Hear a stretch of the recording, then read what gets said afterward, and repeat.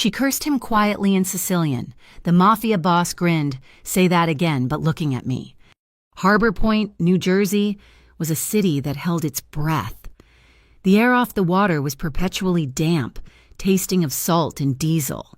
It clung to the towering stacks of shipping containers that formed canyons of corrugated steel, monuments to commerce that did not sleep. Rain had fallen hours ago, and the streets slicked over, reflecting the smear of neon from the waterfront bars and logistics offices. The port was a place of hard lines and cold metal, a place where secrets were just another form of cargo. Rhea Calder navigated this maze by the weak glow of her phone. At 27, she carried herself with the jittery, focused energy of someone running on stale coffee and pure conviction. She was an independent, investigative podcaster, a title that sounded far grander than the reality of late nights spent in her cramped apartment, editing audio files until her ears bled.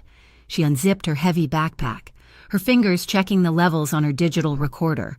The tip had been anonymous. Just an encrypted text. Civetta Maritime. Berth 4. Midnight, they're washing the chain. Washing. A clean word for a dirty business. And in Harbor Point, any dirty business, sooner or later, touched the Vieri Stevedores Union. The union was not just a labor organization. It was the circulatory system of the port, controlling every pallet, every crane, every man who worked the docks. And its new heart was Cassian Vieri, 32 years old, the inheritor of a legacy built on iron hooks and closed-door agreements. The rumors on the docks were quiet but consistent. They called him the soft-spoken boss, a man who commanded the city's shadows not with a shout, but with a terrifying quiet that demanded obedience. Rhea slipped past a gap in the chain-link fence, the metal cold and wet against her palms. She found cover behind a stack of rusted red containers, the smell of oxidized metal thick in her nose. She raised the directional microphone, aiming it toward the massive freighter docked at the berth, the groan of the ship settling in the water, the distant clang of metal on metal, the crackle of radio chatter, snippets of Italian cutting through gruff English. She was fishing. She needed audio proof, something tangible to anchor her next episode. Then she saw it. Under the harsh, buzzing glare of the yard lights, a specific container moved. It was painted deep blue, stamped with the discreet, stylized owl logo of Civetta Maritime. Rhea knew that name. It was the respectable, ocean-going face of the Vieri Consortium. She checked the manifest she had photographed earlier from the dispatch office window, her hands shaking slightly. That container, number 772 Alpha, was logged as hold at yard. Yet here it was, being lifted by a gantry crane, moving smoothly toward a waiting flatbed truck in the dead of night. Outside the official log, this was the wash. She edged closer, adjusting the gain on her recorder, trying to capture the truck's license plate in the low light. She took one step too many onto the open gravel. The crunch of her boots sounded like a gunshot in the humid air. The radio chatter stopped. A shadow detached itself from the side of the dispatch office.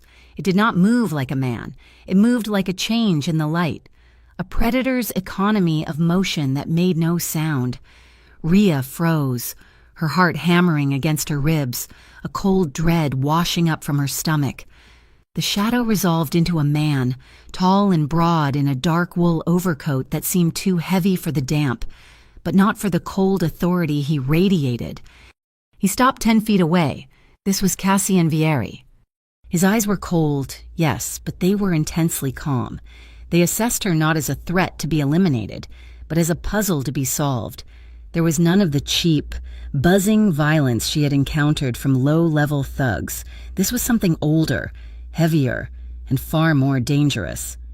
A shout erupted from the crane operator high above, his voice thin in the wind.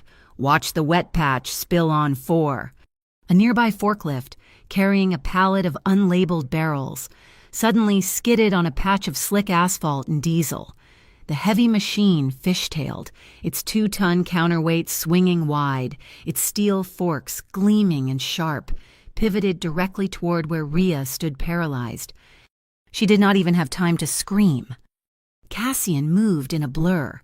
He closed the distance in 2 strides, his arm locking around her waist like a steel band. He did not just push her, he pivoted, hauling her bodily off her feet and out of the forklift's lethal path. They slammed hard into the corrugated metal wall of a container. The impact rattled Ria's teeth, driving the air from her lungs in a painful whoosh. She was pinned between the unyielding steel and the solid, unmoving wall of his chest. The recorder flew from her numb fingers, clattering onto the asphalt, the forklift operator. Oblivious to the near miss, cursed and righted his machine. Cassian did not release her immediately. He held her there for a second, his breath warm against her temple, the scent of expensive cologne, coffee, and the cold night air filling her senses. Then, slowly, he bent down, his body still shielding hers. He retrieved the microphone and the recorder. He examined the device in his large, gloved hand, turning it over as if it were a curious artifact. He looked back at her, his expression unreadable in the sodium light shadows. His voice was low, a deep rumble that vibrated through the metal they leaned against. "If you're going to dig into me," he said, his tone almost conversational, "at least pick a less windy night. You're ruining the audio." The adrenaline, the impact, the sheer, infuriating audacity of his calm, it broke something in Ria. The terror vanished, replaced by a sudden, white-hot spike of frustration. The carefully practiced, articulate English she used for her podcast deserted her. Instead, a phrase she had heard her old Sicilian neighbor yell at stray dogs and noisy children tumbled from her lips, barely a whisper. "Vacci a fare benedire. Go get yourself blessed." It was the wrong thing to say. Cassian Vieri went utterly still. The casual, dangerous calm vanished, replaced by a sudden, sharp focus. He had been looking at the recorder. Now, his eyes snapped to hers. They narrowed, searching her face in the gloom, as if seeing her for the first time. The silence stretched, filled only by the hum of the ship's generator and the distant lap of water. Then, the corner of his mouth twitched. A slow, dangerous grin spread across his face, a look that held no humor and all control. "Say that again," Cassian Vieri murmured, his voice dropping even lower, rougher, "but looking at me." The next morning, the air in Harbor Point was thick with more than just the usual fog. Ria Calder's voice was the reason. Her podcast, Harbor Point Unboxed, had detonated overnight, climbing the regional streaming charts. Her crisp, incisive questions echoed in the earbuds of dock workers, office clerks, and city hall politicians. She had laid out the discrepancy of the Civetta maritime container, the one logged as hold at yard that vanished in the night. She didn't make accusations. She simply asked the questions, which was far worse. Who benefits from these ghost shipments, her recorded voice asked. And why does the Vieri Stevedores Union, the organization meant to protect the port, remain silent? In a high-ceilinged office overlooking the channel, where the smell of old leather mixed with fresh brewed espresso, Cassian Vieri listened to that voice. He stood with his internal counsel and his cousin, Mauro, the acting dock manager. Mauro, a thick-set man whose temperament matched the blunt force trauma of his job, slammed a hand on the oak desk. "Duh, this is a problem, Cassian. She was right there. We need to handle this the old way." Cassian silenced him with a quiet, level gaze that was more effective than a shout. "The old way is sloppy. Mauro, it's loud. That's why we have this problem." He turned to his lawyer. "She's not using muscle. She's using data. She's smart." He looked back out at the gray water, at the unending line of cranes. "Let me handle this. My way. The clean way." Ria, meanwhile, was running on the adrenaline of her newfound reach. Her laptop pinged, a new encrypted message from the same anonymous source that had sent her to the docks. It was short. "Follow the money, not the boats. Aegis Harbor Services, Kestrel Endowment." The names were new. Aegis sounded like 100 other bland logistics companies that littered the waterfront. Kestrel Endowment sounded like old money, respectable, philanthropic. She bundled up against the harbor damp and headed for the Port Authority Commerce Chamber. a hulking concrete building that housed the city's shipping archives. She requested the incorporation data and operational manifests for both entities from the analytics and storage desk. The clerk, a man with a perpetually bored expression, typed in the names. His boredom vanished. "Sorry, ma'am, I can't pull those files." "They're public record," Rhea countered, her journalistic instincts flaring. "Not anymore. They're under a temporary hold." "By who?" "The Federal Commerce Integrity Commission?" A new voice, quiet and precise, spoke from behind her. "That would be us." Rhea turned. The woman was dressed in a severe charcoal suit, her hair pulled back in a bun so tight it seemed to pull at her skin. Her eyes were sharp and missed nothing. "Agent Maya Knoll, FCIC." She gave Rhea a look that was neither friendly nor hostile. It was an assessment. Knoll stepped closer, forcing Rhea to take a half step back, creating a bubble of forced intimacy. "You're making a lot of noise. Miss Calder. It's a cloud war you're looking at. My advice, don't get pulled under the water." The warning was delivered flat, without emphasis, and it chilled Rhea more than the wind off the bay. Cassian was not idle. He bypassed Morrow, who he suspected was either incompetent or compromised, and went directly to the consortium's chief accountant. The man, in his late 60s, was one of the few who understood both the old paper ledgers and the new blockchain transactions. "The Civetta manifests are clean, boss," the accountant reported, not looking up from his screen. "Look at the service payments, not the cargo," Cassian said. "The fees for customs, for handling." The accountant's fingers flew across the keyboard. The silence in the room stretched, filled only by the rhythmic ticking of a ship's chronometer on the wall. "Finally," the accountant paused. "Well, that is new. Tell me." "The last 6 handling contracts for Civetta weren't paid by wire transfer. They were settled via tokenized NFT bills of lading. It's fast, very clean, almost untraceable." "Who received the payment?" Cassian asked, a knot tightening in his stomach. "The transactions resolved to a digital wallet," the accountant said, "managed by the Kestrel Endowment." Cassian's blood ran cold. Kestrel, that was not a Vieri name. It wasn't family. It was a snake in his garden, and it was using his port to trade. Blocked by the feds, Rhea went back to the field. She found the offices of Aegis Harbor Services in a rusted tin warehouse near the old fish market. The door was unlocked. Inside, a single desk sat empty, but a clipboard hung on the wall. It was a loading manifest. She stared at it, her heart sinking. The destinations weren't just missing. They had been chemically bleached from the paper, leaving white, puckered scars where the ink should have been. She raised her phone, the camera app open to document the destruction of evidence. "You're gonna get someone fired."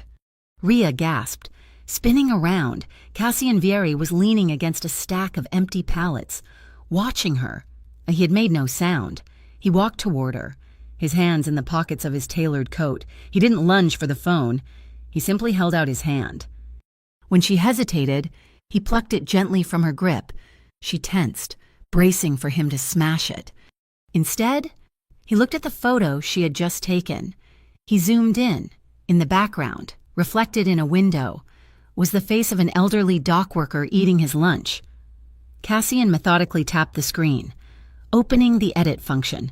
He applied a blur, completely obscuring the worker's face, turning it into an anonymous smudge. Then, satisfied, he deleted the original. He handed the phone back to her.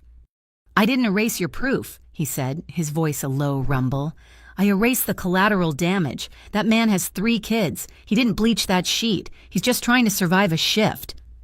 Rhea stared at him, the narrative in her head fracturing.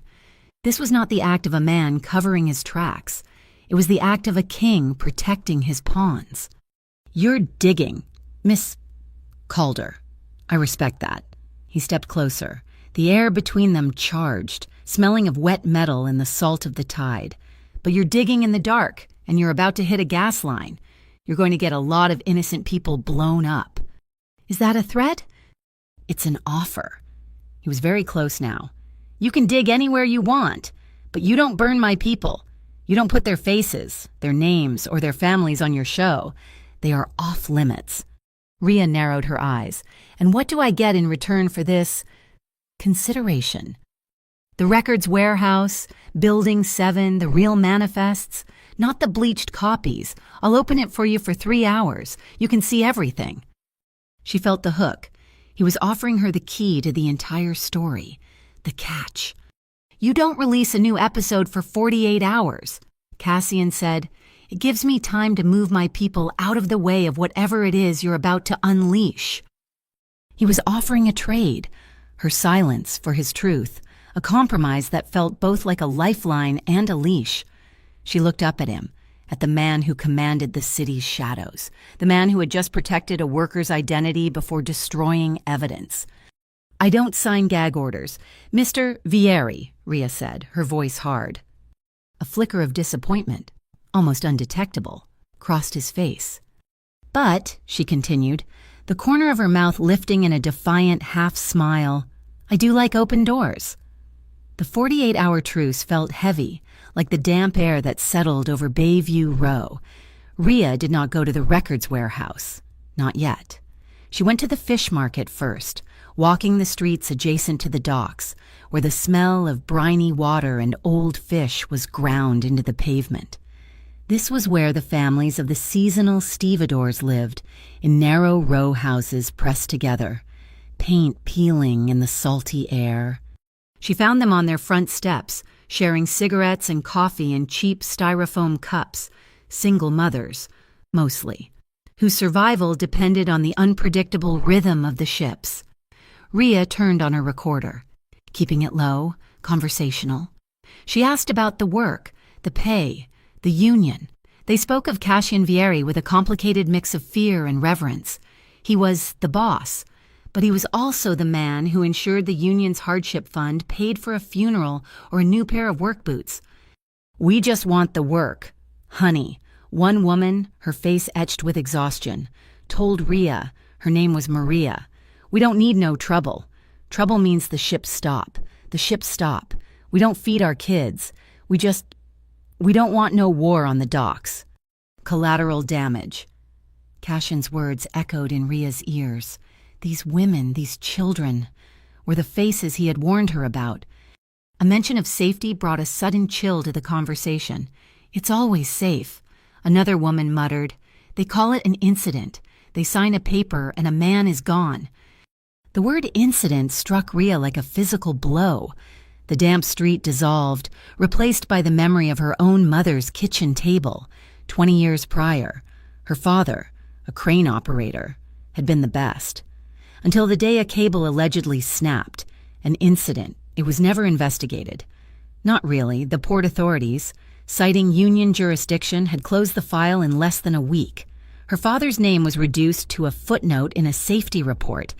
Rhea could still see her mother, sitting perfectly still, holding a single framed photograph of the old port, her husband, a tiny figure waving from the cab of his crane. That photo was still on her mother's mantle. This was not just a story for Rhea. It was the unearthing of a grave. Miles away, in the hushed, cool confines of the old San Ruggiero chapel, Cassian Vieri lit a candle. The flame flickered, illuminating the gold leaf icon of the saint. The chapel was small, built by the first Italian immigrants who had worked these docks. The priest, Father Alesso, an old man with eyes that had seen the Vieri legacy evolve, sat in the front pew. "The port is a living thing, Cassian," the priest said, his voice a soft rasp. "It needs to breathe." "It's choking, Father," and Cassian replied, not turning from the flame. "In the past, on my family's past. You seek to clean it. I seek to make it legitimate, to make it last. But the cost. The cost of cleanliness might be the family itself. And the cost of tradition," the priest countered gently, "that cost is paid by others, like the families in Bayview." Cassian had no answer for that. He left the chapel and drove to the Pier 9 rec center. The sharp, rhythmic snap of speed bags and the thud of gloves on heavy canvas greeted him. The gym was loud, bright, and smelled of sweat and liniment. He funded this place, kept the lights on, paid for the equipment. He watched a teenager, thin but wiry, work the focus mitts with a trainer. He was keeping these kids off the street corners, away from the easy money and the quick violence of the gangs that operated on the fringes of his own territory. He was trying to stop the cycle. His phone buzzed. He knew the number, and he stepped outside. Salvina. The voice of his aunt, Salvina Vieri, was like cut glass. She was the matriarch, the keeper of the old ways, the true believer in their history. I hear you are entertaining a journalist, nipote, nephew. She used the word like a weapon. I hear you are opening doors that were sealed by your grandfather for a reason. The locks are rusting, Aunt, the world is watching. Let them watch. We are the Vieri. We do not bow to gossip. You are being arrogant with tradition. Cassian, end this. End her. Before you wash away the respect our name was built on. The line clicked dead. Rhea sat on a cold park bench overlooking the channel. The list from the warehouse, records burning a hole in her bag. The files had been exactly as Cassian promised, meticulous, detailed, and damning. They showed Civetta Maritime paying exorbitant fees to Aegis Harbor Services for consulting. A shadow fell over her. Agent Maya Knoll sat down on the other end of the bench, not looking at her. You went in. It was a statement, not a question. He opened the door, Rhea said, wary. Knoll stared at the water. Vieri is trying to reform. It's impossible. The structure is too rotten. She slid a folded piece of paper across the bench. He gave you the what. This is the how. A list of shell companies, all registered offshore, all feeding the Kestrel endowment. This is the pipeline. Rhea looked at the list. It was the key. Why give me this? Because you're a podcaster, not the government. You can put this in the air without a warrant. You can make it toxic. Knoll finally turned, her eyes boring into Rhea's. I was never here. My name, my agency. We are ghosts. You use this. You use it alone. Understood. Understood. That night, Rhea found herself at the Lantern, a 24-hour diner that smelled of burnt coffee and old grease.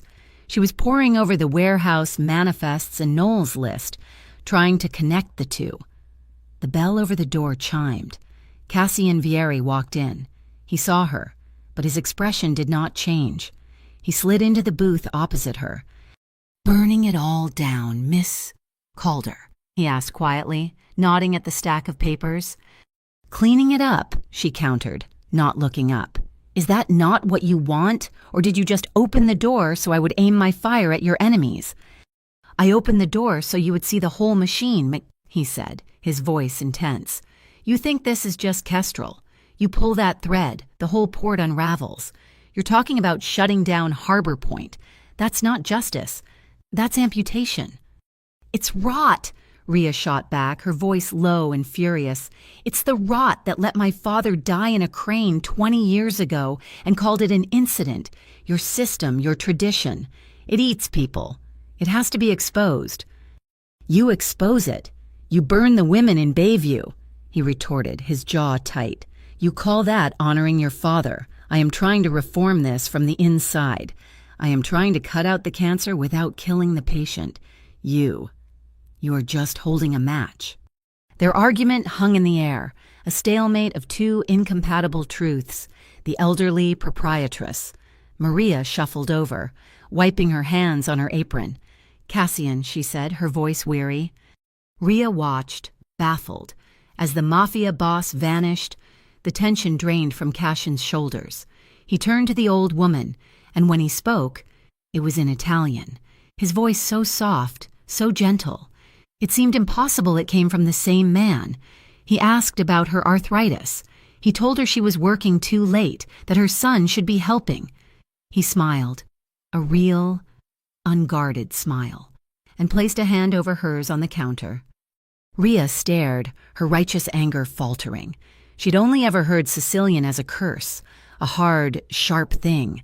His Italian, was the sound of comfort, of family, of a deep and abiding care. She was watching a son, a protector, for the first time. She realized her microphone had only captured the noise. It had missed the man, and she began to question the stark, simple definitions of monster and victim she had held onto for so long. The storm did not arrive. It invaded. It struck Harbor Point just after dusk, a brutal assault of wind and horizontal rain, the sea. Moments before, just a gray chop, turned into a churning, angry mass. At the docks, the world dissolved into noise and water.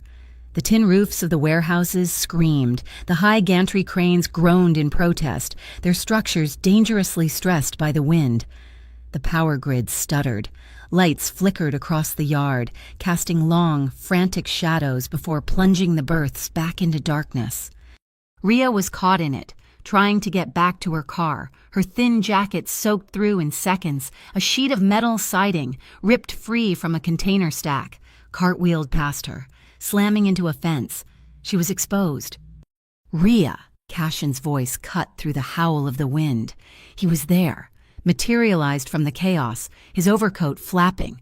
He did not wait for her. He grabbed her arm and pulled her toward the squat, concrete dispatch building, the only solid thing in the deluge. He shoved the heavy steel door open, pulling her inside, and slammed it shut. The silence was immediate and deafening, replaced only by the muffled roar of the storm outside and the frantic crackle of radios. They were in the port's nerve center. A wall of monitors showed the yard in grainy, rain-lashed black and white. "The channel is closing," Cassian said, ignoring the water dripping from both of them. He moved to a large, backlit glass panel showing the shipping lanes. "We have 2 freighters trying to clear the breakwater, and 1 tanker that lost its mooring." Ria, still processing the transition from mortal danger to sterile safety, found her footing. This was his world. He was in command. "What can I do?" He seemed surprised by the question. He pointed to a stack of rolled charts. "We need to map the emergency anchorages. The digital system is failing." They worked, spreading the heavy paper maps across the glass table, the only light coming from the flickering screens and the green glow of the radar sweep. The room was small, designed for function, not comfort. Their shoulders brushed as they leaned over the chart. His sleeve was damp and warm. Hers was icy. Ria's breathing was shallow, rapid. It was not just the cold. It was the adrenaline of the near miss and the proximity of the man beside her. Her hands trembled as she tried to mark a latitude. Cassian stopped, looking at her. He did not say anything. He shrugged off his heavy wool overcoat, the one that smelled of coffee and cold air, and draped it over her shoulders. It was incredibly heavy, a comforting, warm weight. As he settled it, his fingers brushed the skin of her wrist. The contact was brief, accidental, but it sent a jolt straight up her arm, warmer than the coat. She pulled the coat tighter. "This does not change anything," she said, her voice sounding thin. "It wasn't meant to. You are freezing. You're trying to manage me, bringing me in here, showing me the responsible boss, putting your coat on me. You are trying to control my story." Cassian stopped looking at the map. He turned to face her fully, his eyes dark, the fatigue of the long night visible in them. "I just saved your life. Again. And I am trying to save 2,000 tons of crude oil from splitting open on the rocks. I am not controlling your story. Ria." His voice dropped, losing its command and gaining an intensity that was almost raw. "I'm trying to make sure you have a tomorrow to tell me." The sincerity in his voice disarmed her. The fight she had been bracing for simply evaporated, leaving an awkward, vibrating silence. She looked at his hand, resting on the map. She had seen that hand blur an image, seen it grip a coffee cup, seen it speak in gentle Italian. She reached out, slowly, and put her hand on his wrist. His skin was warm. He looked down at her hand, then back up to her face, confused. She took a breath. "Vacci a fare benedire." It came out differently this time. Not the panicked curse of their first meeting. Her voice was low, rough, and held a clear, unmistakable note of mischief. Her eyes were locked on his, challenging him. A slow-burning fuse lit behind his eyes. The exhaustion vanished, the boss vanished, only the man remained. A very faint smile touched his lips. "Say that again," he murmured, his voice thick. looking at me. Vacci affari benedire, she repeated, not blinking, her grip tightening on his wrist. He leaned in. He did not rush. He closed the remaining space, giving her every chance to pull away. She did not. The kiss was tentative at first, a question. His lips were firm, tasting faintly of salt from the storm and the dark coffee she had smelled on him before. It was a kiss of discovery. Rhea felt a lifetime of defenses, of righteous anger and journalistic detachment, simply dissolve. She responded, and the kiss changed. It deepened, becoming sure, solid. He was not talking, he was answering. His other hand came up, not to grab, but to cup the back of her neck, his fingers lacing into her damp hair, tilting her head, her back pressed against the wall of flickering monitors, the glass cool against her rain-soaked shirt. The light from the radar swept across them, a rhythmic pulse of green, illuminating them in brief flashes. Rhea's hands moved from his wrist to his shoulders, gripping the fabric of his shirt. It was a surrender to a gravitational pull she had been fighting since she first saw him in the shadows. The dynamic shifted, a gentle intensity taking over. It was the push and pull of the tide outside, a rhythm of fierce need balanced by a profound, unspoken tenderness. Every touch was deliberate, every pressure an affirmation. It was a silent, breathless conversation, confirming they were both present, both consenting, both equally lost in the sudden, undeniable truth of the moment. The storm outside roared, but in the small, flickering room, the only sound was their breathing, quickening, matching. Slowly, he eased back, but did not let her go. He rested his forehead against hers, his eyes closed. His breathing was unsteady. "You are," he whispered, his voice rough, "an ocean of trouble." "And you," she breathed back, "are a liar." He opened his eyes. "About what?" "You said you were not controlling my story." "I am not." "You are. You just wrote yourself into the middle of it." He looked at her, the seriousness returning, but tempered with a new vulnerability. "Then do not face the rest of it alone. This kestrel, it is deeper than you know. They are not like me. They are not my family. They are liars in a way you cannot understand." He paused, his grip tightening protectively. "I will not let you be alone in an ocean of lies, Rhea." She let out a long, shuddering breath, the weight of his coat and his promise settling onto her. "I will still tell the story, Cassian." "I know. But maybe," she admitted, her voice barely audible over the radio static, "maybe with you." The storm had passed, leaving behind a sharp, scoured quiet. The truce Rhea had struck with Cassian was a fragile, untested thing, defined more by the space between them than the words they had spoken.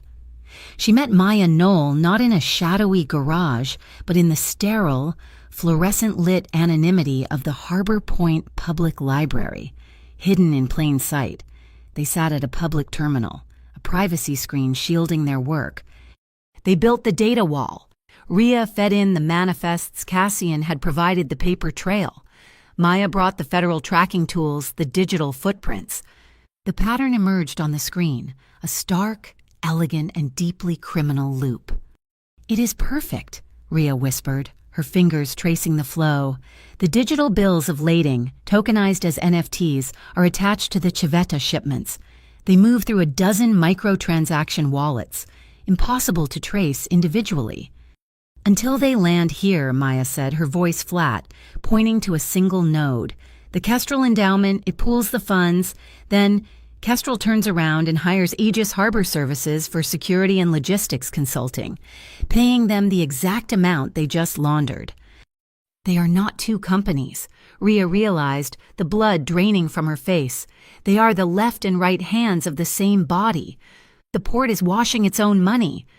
Cassian, meanwhile, was cleaning his own house. He used the storm as his justification, convening an emergency meeting of the Vieri Stevedores union shift bosses. The room was thick with skepticism. The near miss at Berth 4 was unacceptable. Cassian announced, his voice carrying easily across the room without being raised.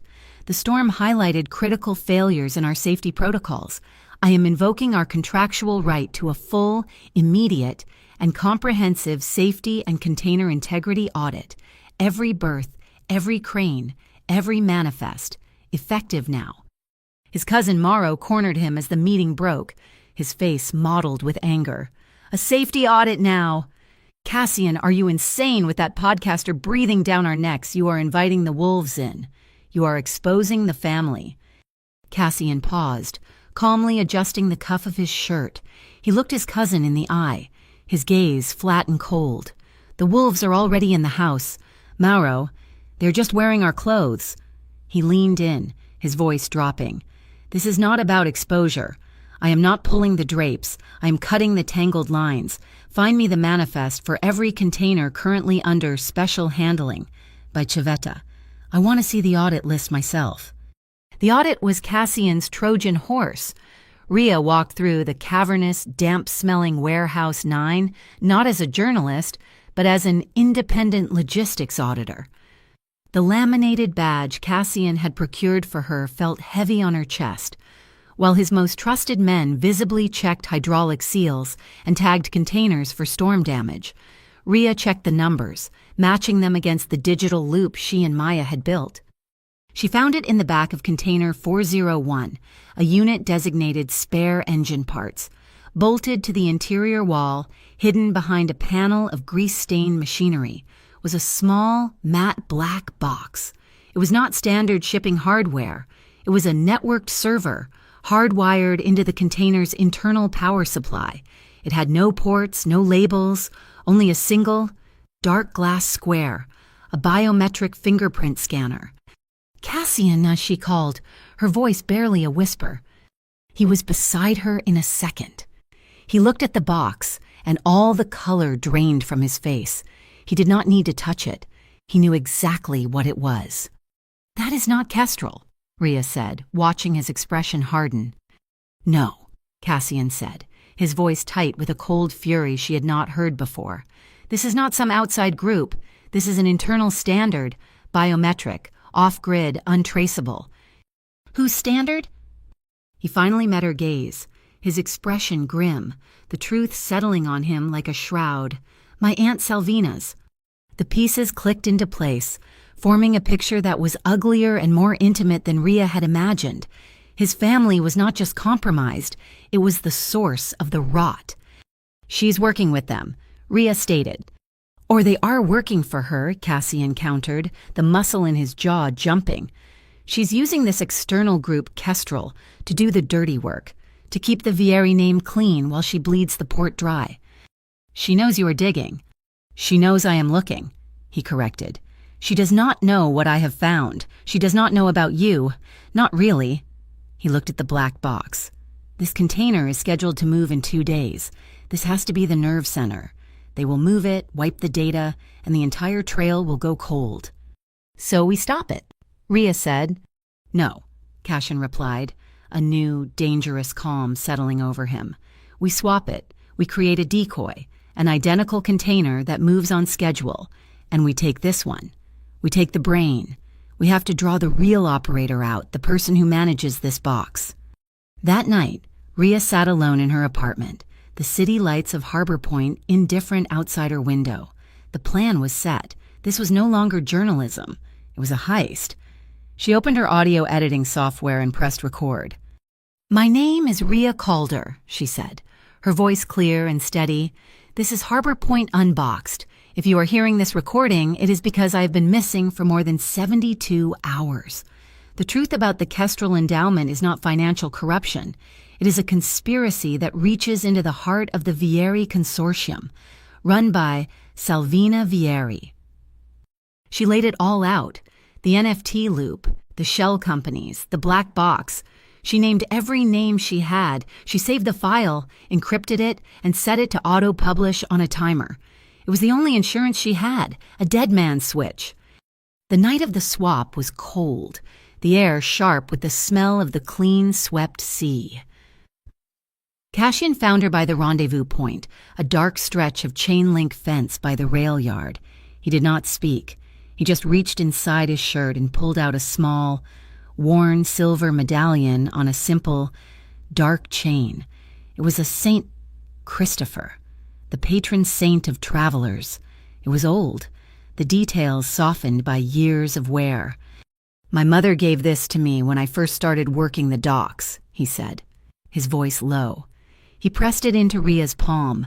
The metal was warm from his skin. "Cassian, I cannot take this." "Do not argue," he said, his voice rough. "We are about to steal a 20-ton server from my aunt. We need all the protection we can get." He gently closed her hand over it with his own. "Just trade luck with me, Rhea, for one night." She nodded, unable to speak, and slipped the chain over her head. She tucked the warm silver beneath her shirt, a secret weight against her heart. As they moved toward the waiting truck, neither of them saw the dark sedan parked half a block down, hidden in the deep shadow of a loading crane. A man sat in the driver's seat, not watching them, but watching the container yard. His face was sharp, nondescript in an expensive, forgettable way. He was checking the time on a platinum watch. His name was Elior Pike, and he was the chief financial broker for the Kestrel Endowment. He was waiting for a server to be delivered. He rounded the corner of Warehouse 9, the headlights cutting through the darkness, and hit the brakes. The air hissed. A line of 3 black SUVs blocked the service road. They were parked nose to tail, an impassive, dark metal wall. Cassian's heart turned to ice. A figure stepped out of the lead vehicle, illuminated by Cassian's own headlights. It was Mauro. His cousin looked pale, his heavy frame rigid with a fear that was more dangerous than aggression. "Sorry, Cassian," Mauro yelled over the idling engine, his voice thin. "This is a family business. Salvina's orders. Just get out of the cab." Men spilled from the other SUVs. They were not Vieri men, not union dock workers.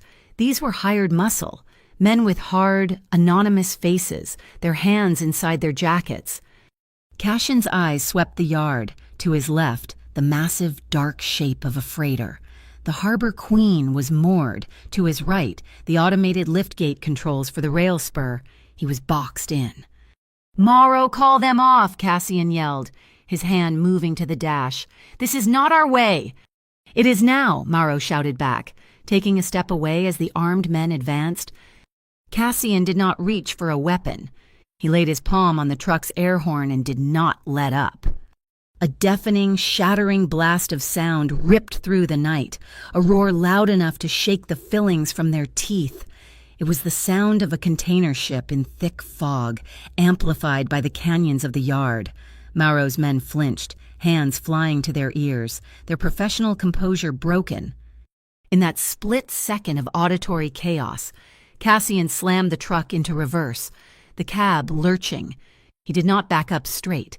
He jackknifed the trailer, spinning the cab hard to the right. The massive steel flatbed became a 40-foot shield, blocking the SUVs. "He's running!" one of the men screamed, his voice lost in the horn's echo. Cassian cut the horn. In the ringing silence, he hit the button on his dash that triggered the automated liftgate for the rail spur. With a buzz and a clang, the gate began to rise. He threw the truck into gear, the tires smoking, and accelerated the massive rig, not at the men, but at the gap. He cleared the gate just as the first bullet sparked off the back of his stolen container. Miles away, Rhea was already moving. She had followed Elior Pike, the man from the dark sedan, to the real target, the Aegis Harbor Services office. She slipped in the back door. Elior was in the main office, standing over a bank of servers. He was uploading, or perhaps wiping. "You are late," Elior said, not turning around. He must have heard her. "The cargo was rerouted," Rhea said, stepping into the light. Elior Pike finally turned. He was handsome in a sterile, boardroom way. "A minor complication. It seems Mr. Vieri is more hands-on than his aunt anticipated." "She told you that herself?" Rhea asked, her hand on the digital recorder in her pocket. "She and I have a very clear understanding." About the tax-free port, Ria asked. She hit play. Salvina Vieri's voice, tinny and cold, filled the room. A fully autonomous, tax-free port. Mr. Pike. No union, no oversight, no federal interference. Then Elior's voice. And the Kestrel Endowment provides the anonymity for the initial investment, a clean, philanthropic face. Elior's smile did not falter. He simply sighed. You recorded that at the Villa Impressive, and completely inadmissible. You have been trespassing, Miss Calder. He tapped a key on his keyboard. A real shame. I was hoping to avoid this. A heavy thump echoed from the server room behind him. A chemical smell. What did you do? Ria asked. Plan B, Elior said, picking up his coat. Data cannot be stolen if it is flash vaporized. A thin wisp of acrid, gray smoke curled from under the server room door. Then an alarm, sharp and shrill, began to blare. Ria lunged for the door, but the handle was already scorching hot. The fire was immediate, explosive. The front doors of the warehouse burst open. Slamming against the walls, Cassian stood there, his face grim, his chest heaving. He had driven the truck straight through the main gate. He saw the smoke, saw Elior, saw Ria. He did not go for Ria. He ran past her.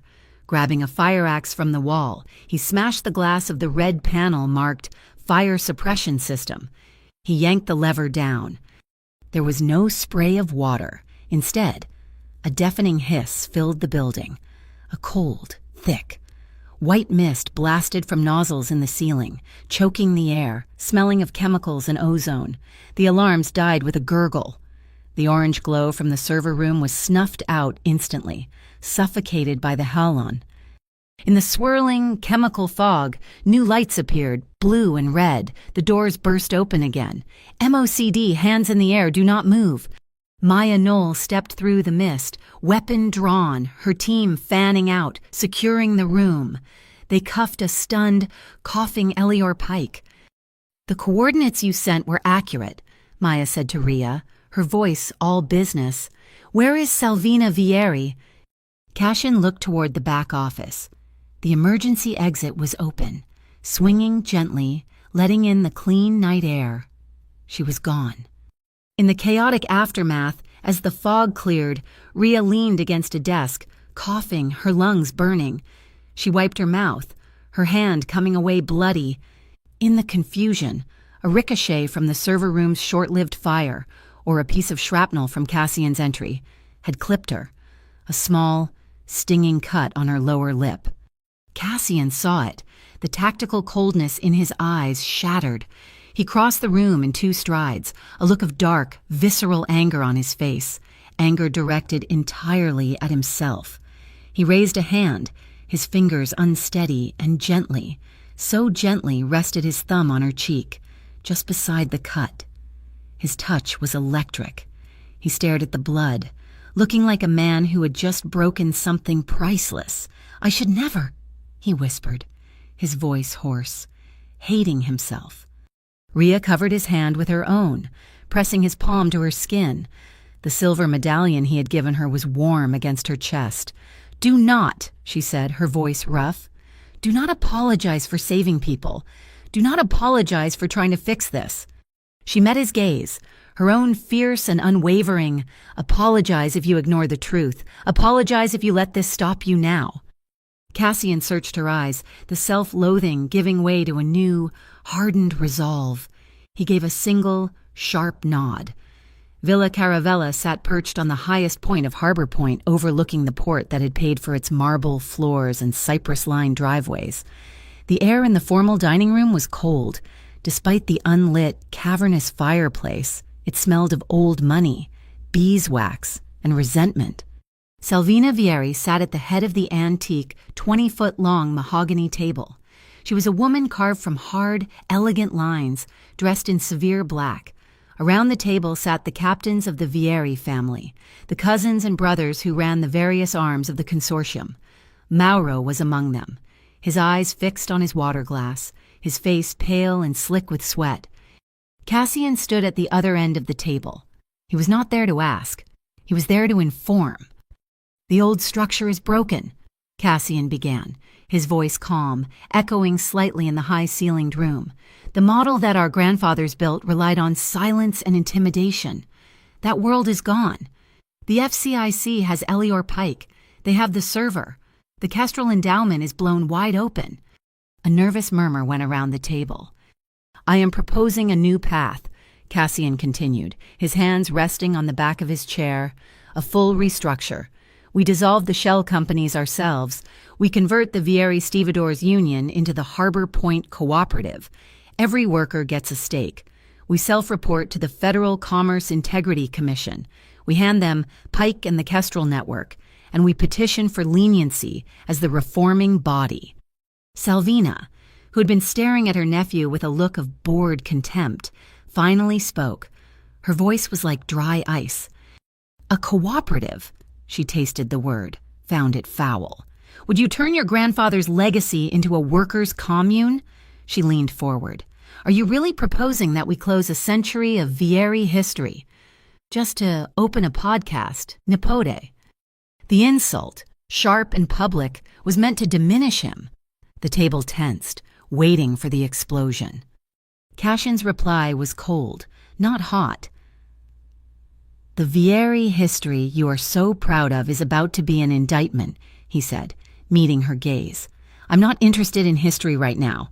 Auntie, I am interested in the future. I am proposing this because I intend to keep our people the men in Bayview, the men on the docks out of federal prisons and hospital beds.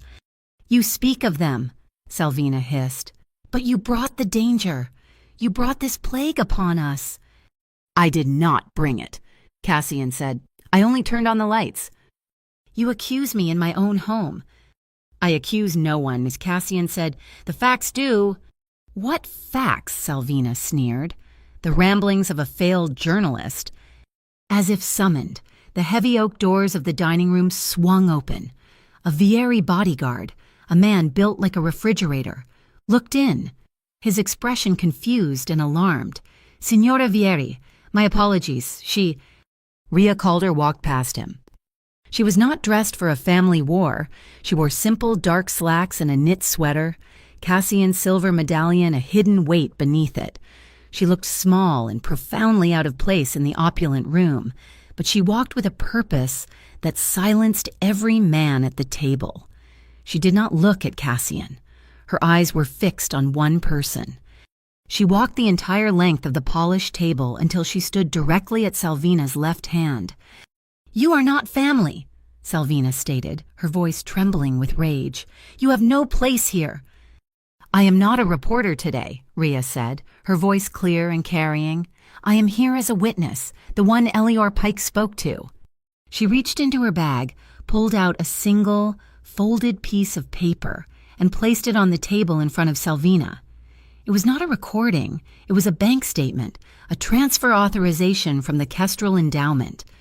This is the Kestrel account, Ria said, and this, she pointed to the bottom of the page, is Elior Pike's signature, authorizing a payment into a private medical trust, the same trust that paid for a specialist pediatric surgeon in Switzerland, last month.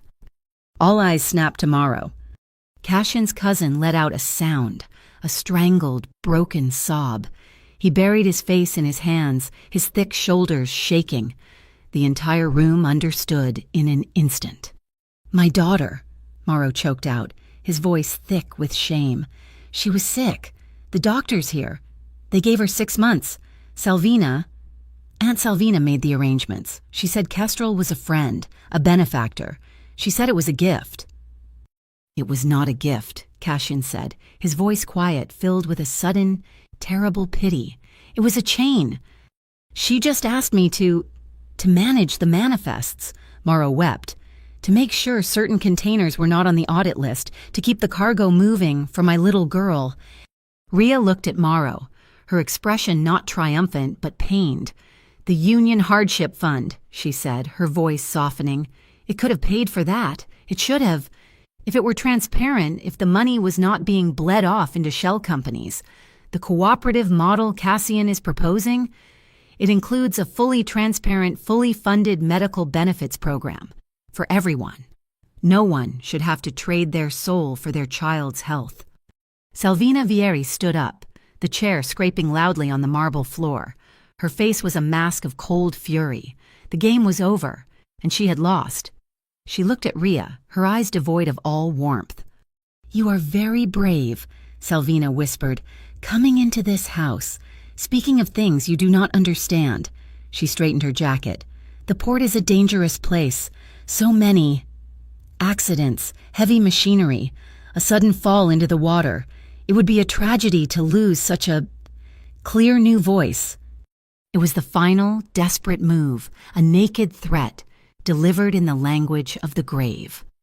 Before Ria could even process the words, Cassian had moved. He was no longer at the end of the table. He was beside her, his body physically positioned between her and his aunt.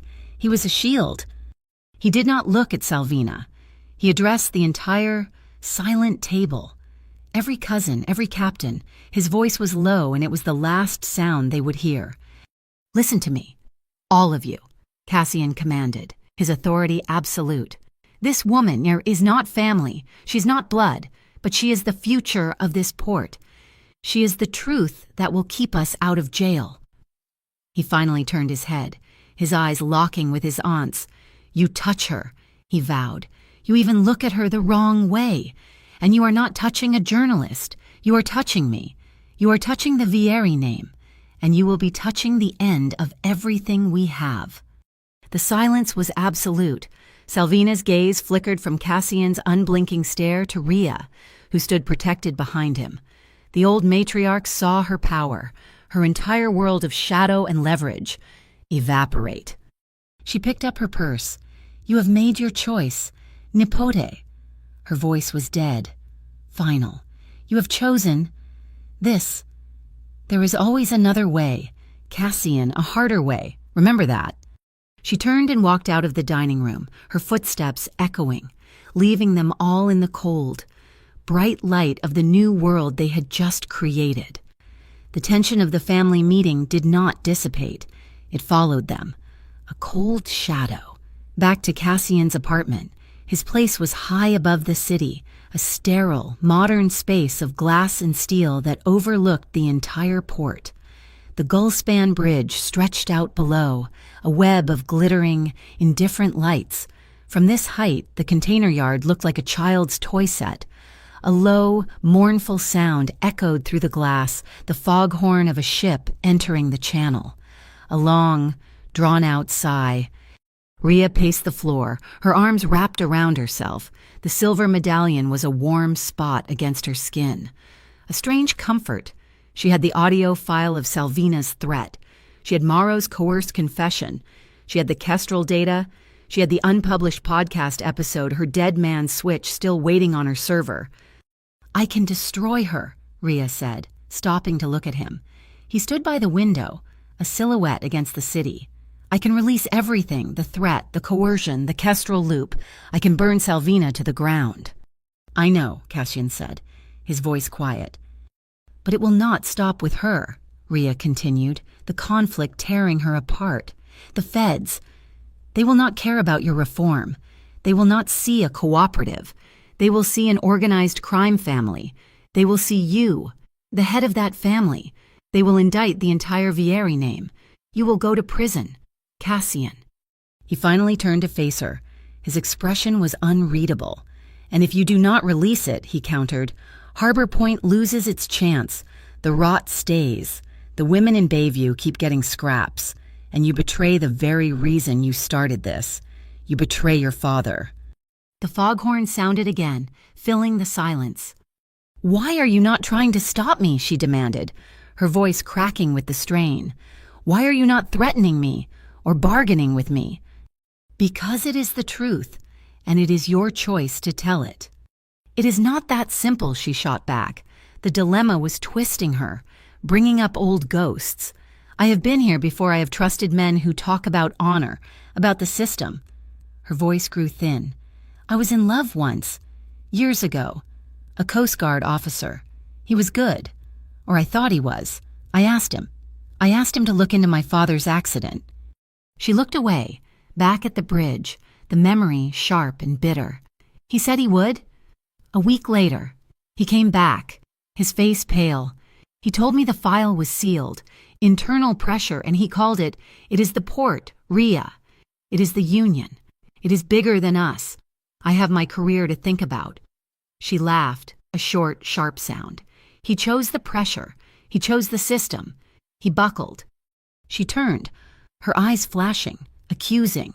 You are the system, Cassian. You are the Vieri name. You stood up to your aunt, yes. But when the full weight of the federal government comes down, you will do what you have to do. You will choose the legacy. You will protect the name. You will make a deal. And the real truth, my father's truth, will be buried all over again.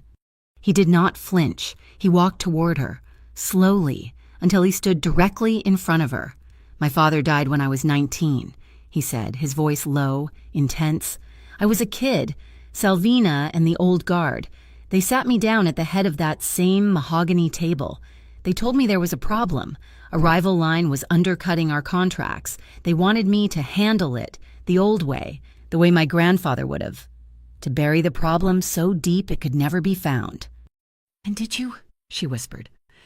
I almost did, he confessed, and the admission seemed to cost him. I wanted their respect. I wanted to be the man they expected, but I looked at the man I was supposed to silence. He was not a monster. He was just a businessman with 2 kids, and I could not do it. I refused. What happened? I made a deal instead, Cassian said, a muscle in his jaw tightening. I paid him out of my own inheritance to merge with us. My aunt, my family, they were furious. They called me soft. They said I was weak, that I had disrespected the tradition. I have been fighting them, trying to pull this family into the light for 13 years. They have hated me for it every single day. He looked down at her, his gaze unwavering. I am not the Coast Guard, Ria. I did not buckle under the pressure. I am the pressure. I am the man fighting back. And I am not asking you to be silent. I'm asking you what we will do next. The anger, the fear, the lifetime of suspicion in Ria, it finally broke. She saw him, not the boss, not the system, but the man, the other reformer. We set the rules, she said, her voice finally steady. The truth comes first, all of it. We expose Salvina. We expose Kestrel and Elior Pike. We hand the feds the criminal conspiracy. But, Cassian picked up, understanding her. But, she affirmed, we craft the story. We tell it our way. We make it clear who the victims are. The workers, Mauro's family, the men on the docks. We protect the innocent. We do not burn the port to the ground. We expose the rot. But we save the patient. Together. A profound exhaustion suddenly hit her. The adrenaline of the past week draining away, leaving her weak. She swayed, and Cassian's hands were there, steadying her, his grip firm on her arms. She did not pull away. She leaned into the support. She rested her forehead against his chest, inhaling the scent of him, the simple, solid reality of him. He held her, his arms wrapped around her, pulling her close, a gesture not of passion, but of pure, unadulterated protection. He led her to the sofa that faced the massive window. They sat, and he drew her back against him, her back settling against his chest, his arms wrapping around her waist, cocooning her. His chin rested lightly on the top of her head. He took her hand, lacing his fingers through hers. They sat in silence for a long time, watching the lights of the Gullspan Bridge, listening to the distant, lonely sigh of the foghorn. The air in the room was thick with unspoken desire, a powerful, tidal pull that was held in check by something far stronger trust. This was not the frantic, desperate kiss in the storm. This was slow. This was a promise. This was the quiet, terrifying intimacy of alliance. Ti fidi di mi. He whispered into her hair. You trust me. I am trying, she whispered back, her voice thick. I'm so tired of fighting. He kissed her temple, a simple, warm pressure. Allura riposa, then rest. She tilted her head back, looking up at him, her cheek brushing the rough stubble of his jaw. A small, tired smile touched her lips. "If I say it in Sicilian," she murmured, "will you still listen to me?" The serious, hard lines of his face softened.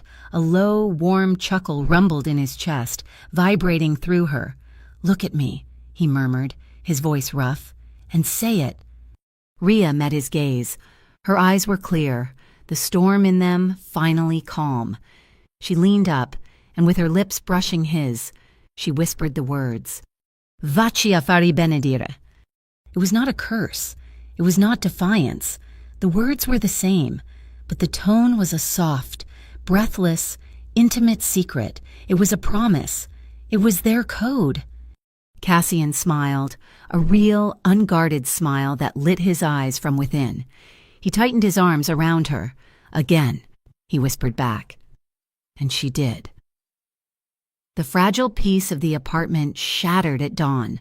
The city was waking up, but Rhea's world was contracting to a single, ticking clock. Maya Knoll met her in a parked, anonymous sedan 2 blocks from the apartment. The car smelled of stale coffee and government-issue upholstery. "Pike's lawyers are screaming," Maya said, not looking at Rhea. She stared at a warehouse, her eyes tracking a delivery truck. "They are filing motions for illegal surveillance, entrapment, coercion. My supervisors are getting cold feet. They think Vieri is playing me and that you are a rogue element." "I am a rogue element," Rhea said. "Be that as it may, my case against Kestrel is falling apart without the primary evidence, and my window to get it is closing." Maya turned, her gaze flat and uncompromising. "I need the files. Rhea, the raw files, the unedited audio of Salvina threatening you, the manifests, the black box data Cassian pulled, everything. You have 24 hours to hand it over voluntarily. After that, I come back with a federal warrant and I seize everything. Your apartment, your servers, your masters. And you will be a hostile witness, not a source." The ultimatum hung in the cold morning air. Rhea nodded. 24 hours. The clock was now running. Cassian faced a different kind of pressure. The main hall of the Vieri Stevedores Union was packed. It smelled of sweat, fear, and decades of spilled beer. The men stood along the walls, their arms crossed, their faces a mixture of confusion and open hostility. Cassian stood at the podium, not as a boss, but as one of them. "I know what you are hearing," he said, his voice cutting through the murmurs. "You are hearing that this is the end of the Vieri name. You are right. It is the end of the old way, the way that put us in the crosshairs of the federal government, the way that allowed snakes like Elior Pike to bleed us dry." "That old way fed our families," a voice yelled from the back. "It fed us scraps," another countered. "I am proposing the Harbor Point Cooperative." Cassian continued, his voice resonating with conviction. "No more shell games, no more backroom deals, a full, transparent partnership. Every man in this room gets a stake, every man gets a vote. We cut out the rot, we turn over the criminals, and we save this port ourselves." "It is suicide," shouted a shift boss near the front. "Salvina will burn us all." "Salvina does not speak for this port," Cassian roared, the first sign of his own anger showing. "She used this port. She used us. She used her own family." He turned to the side of the stage. "Mauro, tell them." Mauro, pale and trembling, walked to the podium. He looked out at the sea of faces, men he had known his entire life. He took a deep, shuddering breath. It is true," he choked out. "My daughter, she was sick. Salvina, she made a deal. She paid for the surgery, and in return, I buried the manifests. I helped her and Pike use Kestrel to launder money. She used my little girl to leverage me." A heavy silence fell over the room. Cassian is telling the truth. He's trying to save us, not sell us out. I stand with him. The tension broke. The vote was called, a slow, agonizing show of hands. First a few, then dozens. It was close, painfully close, but it passed. The cooperative was born, a fragile, new thing in a hostile world. But Salvina was not done. She and Elior Pike stood on the teak deck of a sleek, dark-hulled motor yacht docked at the deserted wharf sea. The night was cold, a light drizzle misting the air, blurring the lights of the distant city.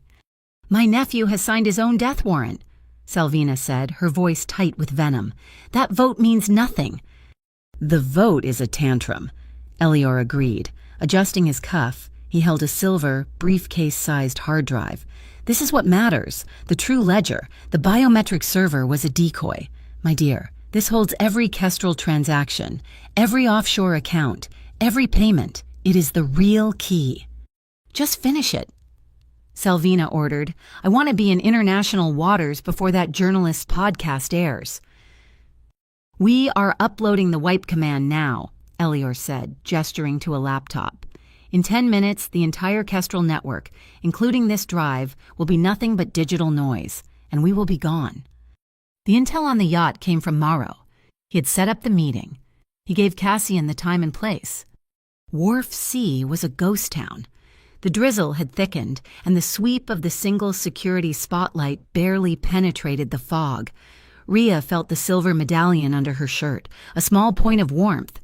She was wired for sound, a tiny microphone clipped to her lapel. Cassian, beside her, wore a single, high-definition button camera. Maya and the MOCD team were staged 3 blocks back, listening, waiting. "They have to be caught with the drive," Cassian murmured, his breath plumbing, "or they both walk, and the money is gone forever." "So let us go say goodbye," Rhea said. They separated. Cassian melted into the shadows of the container stacks, circling wide. Rhea walked straight up the service road, her boot heels clicking, an impossibly brave small target in the vast empty yard. Elior Pike stepped off the gangplank, an amused, arrogant smile on his face. "Miss Calder, an unexpected pleasure. Have you come to surrender your files in person?" "I came to see the ending," she said. His smile vanished, his eyes dropped, tracing the faint outline of the wire beneath her jacket. "How?" he whispered, his voice full of contempt. "Unspeakably stupid of you." He grabbed her arm in a steel grip. He was not a fighter, but he panicked. He twisted, dragging her off balance, shoving her backward toward the edge of the wharf. The black, oily water churned just inches behind her heels. "Drop the recorder, or I will drop you. It is that simple." "Let her go, Pike." Cassian emerged from the fog.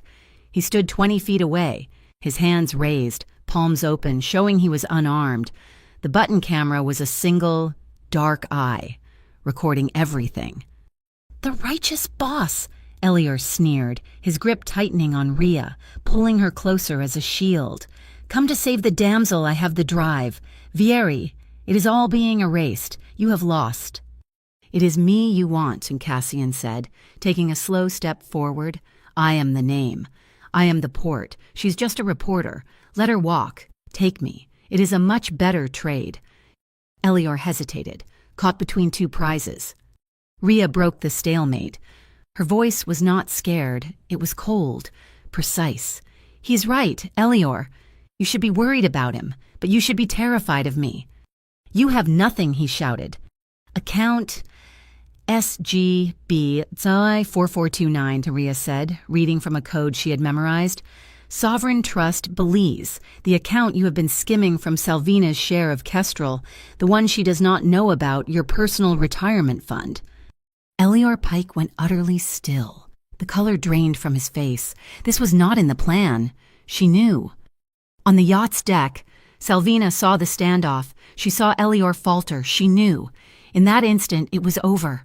She turned, moving to the helm, toward a small, red console button, the scuttle command, to destroy the drive, the yacht, the evidence, all of it. "No!" A figure burst from the yacht's cabin. It was Mauro.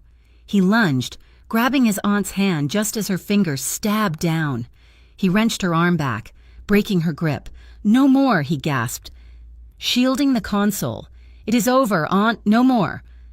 On the dock, Elior saw the struggle. He was trapped. Rhea seized the moment. She locked her eyes on Cassian. It was the signal. "Vaci affari benedire," she said, her voice clear, sharp, and carrying in the misty air. Cashin's gaze met hers. The camera was live, the audio was recorded. He gave a single, almost imperceptible nod. "Say that again," he commanded, his voice a low rumble. "Looking at me." It was the trigger. The night exploded. "FCIC MOCD, hands in the air, do not move." Floodlights from the surrounding cranes blazed to life, turning the fog-shrouded wharf into a bright, chaotic stage. Maya Knoll led the charge. Tactical teams swarming from behind the container stacks, weapons up, red lasers dancing on Elior's chest. The trap was sprung. The chaos on Wharf C was absolute, under the blinding white floodlights. Maya Knoll's MOCD team moved with brutal efficiency.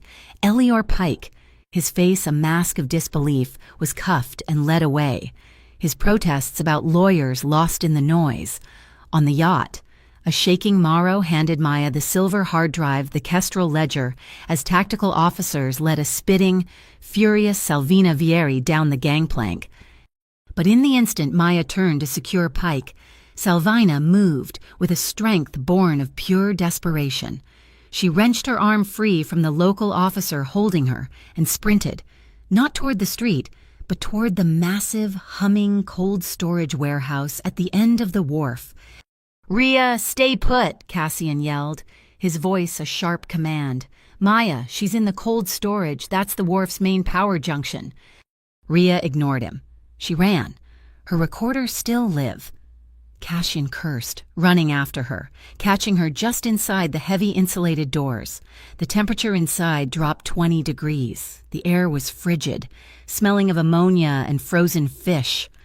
At the far end of the cavernous, ice-caked room, Salvina stood before a massive, sparking, open-grid electrical panel. In her hand, she held a steel crowbar she had grabbed from an emergency kit. "If I cannot have this port, Nipode," she screamed, her voice echoing off the frozen walls. "No one will. I will burn it to the sea." She raised the crowbar high, aiming it directly at the main, 600-volt bus bar. It was an act of total destruction, an explosion that would black out the wharf and ignite the cooling chemicals. "Salvina, do not do it, it is over," Cassian yelled. Moving forward, positioning himself between her and Rhea, he was trapped, trying to shield Rhea while simultaneously talking his aunt down. "It is over when I say it is," she shrieked. In her rage, she took a final, stabilizing step backward. Her heel hit a patch of dark, slick glycol fluid that had leaked from the cooling system. Her feet shot out from under her. She did not just fall. She stumbled backward, her arms flailing, and tumbled over the low, unrailed edge of the maintenance catwalk. She vanished into the darkness of the open bilge pump well below. A single, terrified scream cut through the hum of the freezers. Cassian froze. He stood at the edge, staring down into the black water. He could just stand there. He could just watch. Maya and her team, flooding in behind him, would see it as an accident, justice. He saw Rhea stop, breathless, her eyes locked on him, waiting to see what he would do. At the far door, a group of dock workers, drawn by the alarms, stood watching their new leader. Salvina's voice came from the dark, no longer a matriarch's command, but a gurgling, panicked plea. "Cassian, help me, I cannot swim." He looked at the faces of his men. He looked at Rhea, at the truth she represented. He looked down into the dark. Then, in front of the feds, his men, and the woman who held his future, the Mafia boss made his choice. Cassian dropped to one knee, plunged his arm into the icy, oily water, and grabbed a fistful of his aunt's expensive wool coat. With a roar of exertion, he hauled her, choking and shivering, back onto the concrete floor. He did not save a queen. He saved a person, and in doing so, he saved himself. Rhea stood in the aftermath, the flashing lights casting red and blue strobes over the wharf. Maya was cuffing a defeated, soaking Salvina. Rhea had the files. She had the audio. She had the witness testimony. She had enough, right now, to tear down the entire V. She looked at Cassian. He was covered in grime, talking quietly to his men. who were looking at him not with fear, but with a new, profound respect. He had saved the port, and then he had saved its poison. Ria took out her laptop and her broadcast mic. She connected to the port's emergency Wi-Fi. She did not wait for a studio. She went live, right there on the dock. "This is a special broadcast of Harbor Point Unboxed." Her voice, clear and steady, went out over the internet. She laid it all out: the Kestrel Endowment, the Aegis shell, the NFT loop. She played the audio of Elior Pike, and she demanded, in no uncertain terms, the full federal prosecution of Salvina Vieri for conspiracy, fraud, and attempted sabotage. Then she changed her tone. "But the crimes of one person do not define a community," she said, her voice warming. "The real story tonight is the end of that criminal system and the birth of a new one." She publicly detailed the plan for the Harbor Point Cooperative, championed by Cassian Vieri. She explained the new, transparent structure, the medical funds for families like Maro's, and the protection of the workers. She kept their private, painful details off the air. She did not burn the port, she saved the patient. The public broadcast, combined with Maya's evidence, was undeniable. The FCIC released their statement 48 hours later. Salvina Vieri was indicted on a raft of federal charges. Elior Pike was denied bail. And citing their full cooperation and the popular mandate of the newly formed cooperative, Cassian Vieri and Mauro Vieri were granted conditional leniency. They were tasked with the complete supervised restructuring of the port under the new Commerce Integrity Commission. Dawn broke, a spectacular, impossible ribbon of gold and violet over the tops of the gantry cranes. The air was clean. Cassian found Ria on the empty wharf, watching the sunrise. He held out his hand. In his palm was the small, worn silver medallion. "I think you should hold on to this," he said. "It is your mother's. Cassian, it is your luck." "It is yours now," he said, closing her hand over it. "You hold this port with your stories. Ria, you keep the truth." He smiled, a tired, genuine smile. "I will just keep it running with sweat." Ria looked at the medallion, then up at him. The gray light of morning softened the hard lines of his face. She felt the warmth of the silver, the warmth of his gaze. "Vaci affari benedir," she whispered. The Sicilian words, once a curse, then a tease, were now something else entirely, a covenant. Cassian's smile deepened. He tilted his head, his voice low and rough. "Say that again," he murmured, "but looking at me." They did not need a grand gesture. There was no proposal. There was just the quiet, unbreakable promise of the sunrise. Ria's recording equipment found a permanent home in the apartment overlooking the Gullspan Bridge. She told her listeners it was a long-term, temporary move. The final episode of Harbor Point Unboxed ended not with an indictment, but with the sound of waves against the breakwater and a simple sign-off: "The truth is not a destination, it is the long haul." The next week, a new sign was bolted to the main gate, replacing the old Vieri Placiae. It read, simply, "Harbor Point Cooperative."